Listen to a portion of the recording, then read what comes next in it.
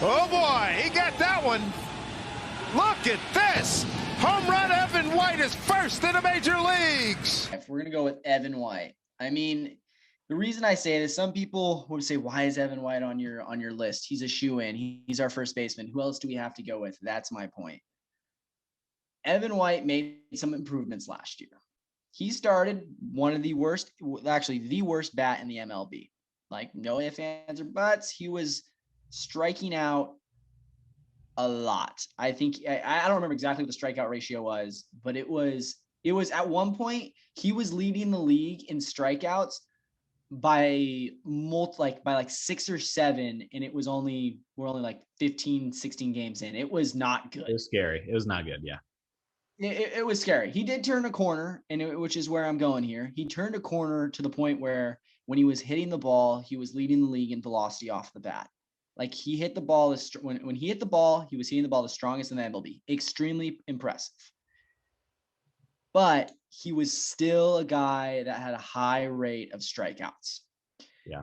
At the end of the day, we do only have 24 million technically in this guy.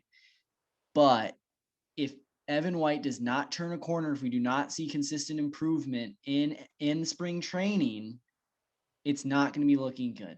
But what I actually do want to say, and I should have said this right in the beginning, the whole Mariners roster is on watch. Like, you laugh at that, but like, give me 5 players that are solidified that you're like, yep, they're in. I know they're going to do well. You got Marco, you got James. You could say James Paxton, maybe not, but I will say James Paxton is in there. You got Kyle Seager. I won't put Kyle Lewis in there based on the back half of his season last year. Yeah, you can't do Haniger coming off an injury. You can't do Tom Murphy coming off an injury. No. It's a great point, Gav. It's a great point. I guess you could say we know JP Crawford's going to be great at defense.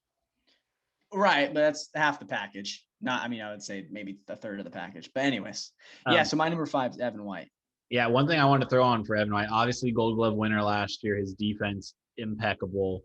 Right. We haven't had a athletic first baseman since what?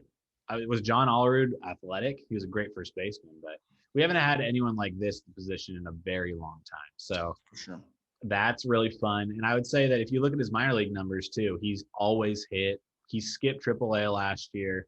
And in a regular season, he would have been sent down in AAA after his struggle. Instead, he had to come through it. He did turn some things around. So I would say if there was a way to bet on Evan White, I would do it.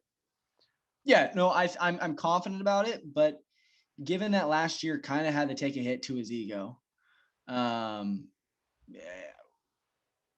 kind of nervous to see what he's going to produce. I don't think we should not expect, and I know we're talking spring training, but I'm going to talk a little bit about the real season.